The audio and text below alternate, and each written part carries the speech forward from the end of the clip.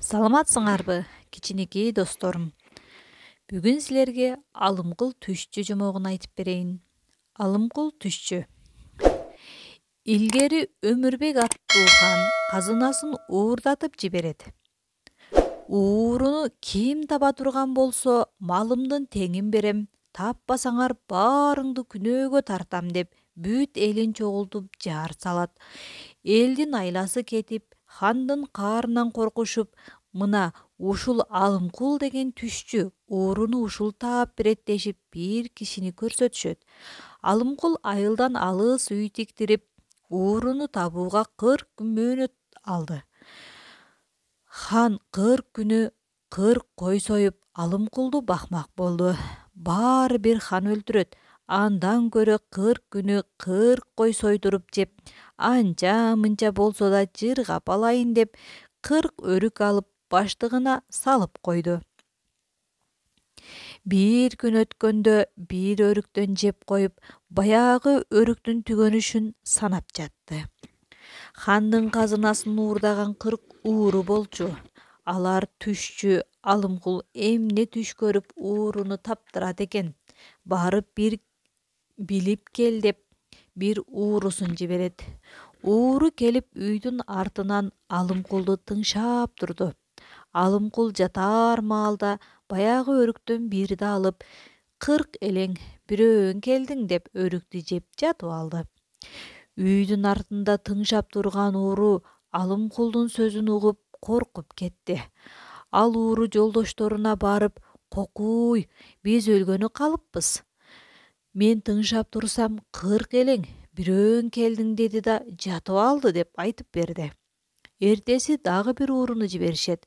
Алымкул уурунун тыңшаганын кайдан билсин? 2 күн өттү деп санап санаа жегип, өрүктүн бирин алып туруп, 40 элең экөөң келдиң деп экинчи өрүктү жеп жатып алды. Ууру менин келгенимди кадимкидей эле билип койду деп жолдошторуна айтып берди. 3-күнү уурулар бир чолок уурусун жиберет. Алымкул жатаарында өрүктөн бирди алса, курт жеген өрүк колуна тийиптир. 40 элең, үчөөң келдиң, келгенде да майрыгың келдиң деп айтат. Эшикте турган чолок ууру коркуп, билерин го билиптир. Мен качканымда деле ханга айтса кармап алат. Андан көрө өзүм айтайын деп баягы чолок ууру салам айтып кирип барат. Алымкул сыр билдирген жок. Ууру: "Түшчү аке, менин эмнеге келип турганымды билип тургандырсыз" деди. "Билип турам, билбегендечи" деди Алымкул. "Түшчү аке" деди ууру. "Хандын казынасын биз уурдадык эле.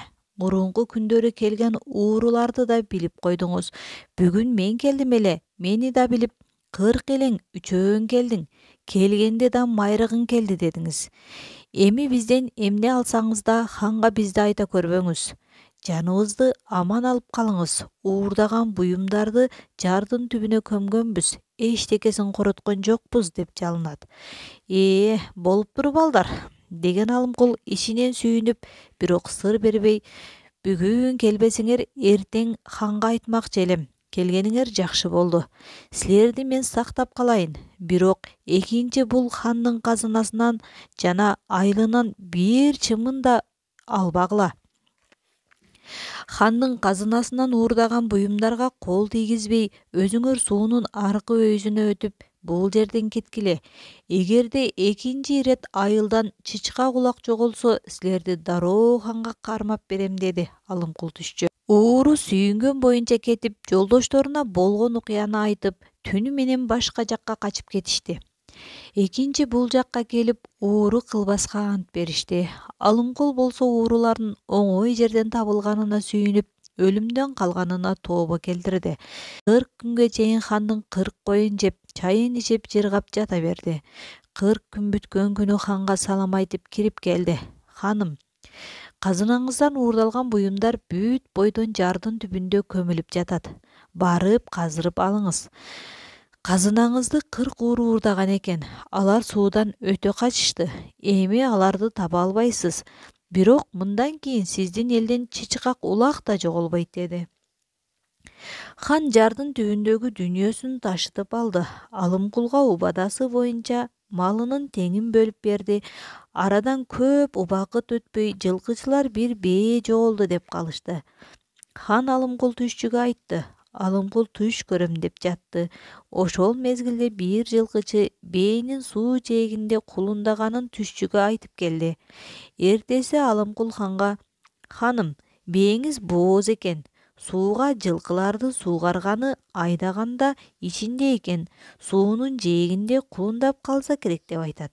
Хан жылкычысын сууга жиберсе, бээ кулунун ээрчитип ошол жерде жүрүптүр.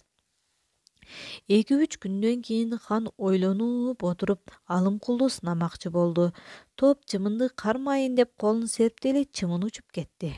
3-чү жолу кармап алып Алымкулга алып келди да: «Алымкул, менин колумда эмне бар? Эгер тапкыч болсоң тапчы» деди.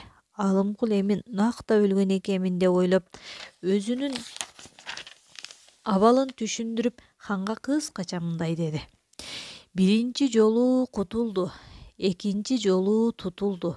Байкуш чымын жан 3-чү жолу тутулду» дейт. Хан анын колундагы чымынды айткан экен деп ойлоду. Алымкул түшчү айткан сөзүнүн дал келгенине сүйүндү. Хан Алымкулду чоң оолуя экен деп таң калды. Бир күнү хан Алымкулду ээрчитип мончого келди. Алымкул канткенде хандан кутулуштун амалын издеди. Бир убакта хан суу көтөрүп келе жатканда Алымкул жинди болмуш болуп, ханды жетелеген боюнча кышкы суукта эшикке алып чыкты. Чыгып келе жатканда хандын башы босогого катуу тийди. Эскилиги жетип араң турган мончонун төбөсү күр этип түшүп кетти. Хан эшикке чыгып: «Бали, Алымкулум, сен болбосоң мончонун төбөсү басып калмак экен. Сен төбөсү түшөөрүн билип эшикке жетелеп чыккан экенсиң го» деп ага ыраазы болду. «Мен ошону билип, сизди майып болуп калбасын деп алып чыкпадымбы?» деди. Хан ыраазы болуп: «Бир ажалдан алып калдың, эми башыңа азаттык бердим» деп Алымкулду бошотуптур. Алымкул айла менен хандан кутулганына сүйүнүп, өз оокатын өзү кылып жашап калган экен.